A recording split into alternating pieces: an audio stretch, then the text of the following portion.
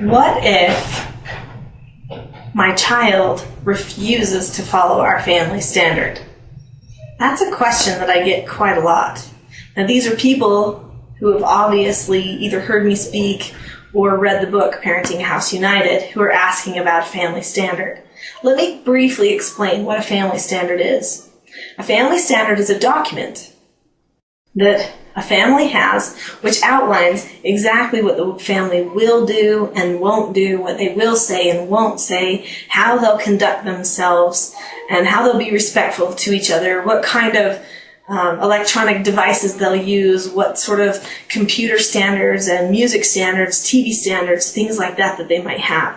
And this is something that takes a lot of thought and is kind of a brave step for a family to make. But I'll tell you what, when we started doing foster care, we had a family standard, and it made all the difference. Those foster children that came to our home, and our children all growing up, have always known this is the way our family is. This is the standard we have on clothing. This is the standard that we have on television shows or movies. And so there's no question. And they just respected that that's where it was because they were told that way right from the very beginning. The hard part is that when someone who is used to you having no standard or having a different kind of standard, or maybe a standard that wasn't spelled out quite exactly, and they were used to manipulating it, all of a sudden is faced with the parents saying, this is going to be our family standard, and they don't want to do it. So how do you make sure that your children take a vested interest in having a family standard, have some ownership of it, and follow through with it? And there's no magic formula here because people are all a bit different. And if your child is used to having a power struggle with you on a regular basis about things and used to getting their way, well then they might just try it anyway, no matter what you do. But as long as you know how to do a corrective teaching and how to handle out of instructional control behavior or attitude problems by using the rule of 3 and different corrective methods that we talk about and counseling sessions, then you should, these are parent counseling sessions, not out with other counselors counseling sessions, then you should be okay. So the first thing that you want to do is you want to ask them what it is that they think your family should incorporate into your family standard. Let them know that you're going to write up a document and that they would like you, or that you would like their input. So, and I would normally do this in a family meeting.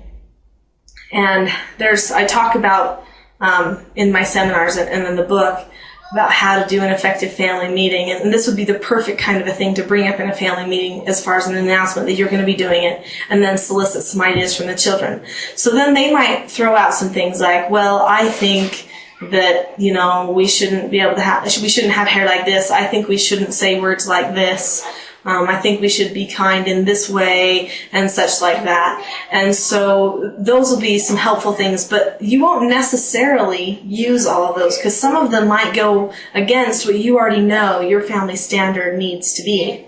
So then the second thing that you do, well, the end of the first thing actually is you need to tell them, okay, we will take all of these ideas into consideration, and then as parents, we will go and we will pray about it, make sure that God is on board with the decisions that we're making for this family, and then we will write it down and we will bring this back to you, and this will be a document that our family chooses to live by, even if it means making a few changes. And then the second thing you'll do is you will go and you will discuss everything you can possibly think of that your family would want to add into a family standard. And then you'd write the document and bring it back to the family in a family meeting and discuss what the document is and each point of it. Then you go room to room in the house, starting with my things, starting with the parents' room and the parents' movie shelf and the parents' books and CDs and closet, and you pick out everything that doesn't go by the family standard. It is incredibly important that parents are okay throwing a favorite movie into the box of all the things that go against the family standard, and that they set the example.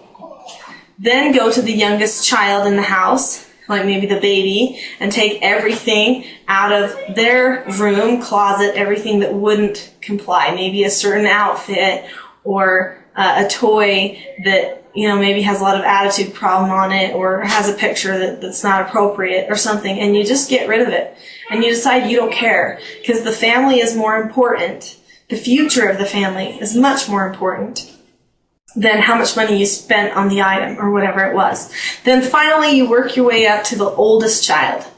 Well, that oldest child, they're going to probably be the one that has the hardest time, because they want the most freedom, and they've already decided that devices and a certain way to dress and do hair and speak, those are all things that equal freedom for them. But they don't completely understand freedom.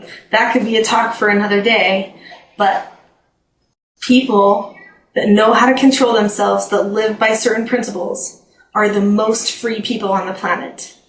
The other people are not free, because they are always relying on something else for their happiness.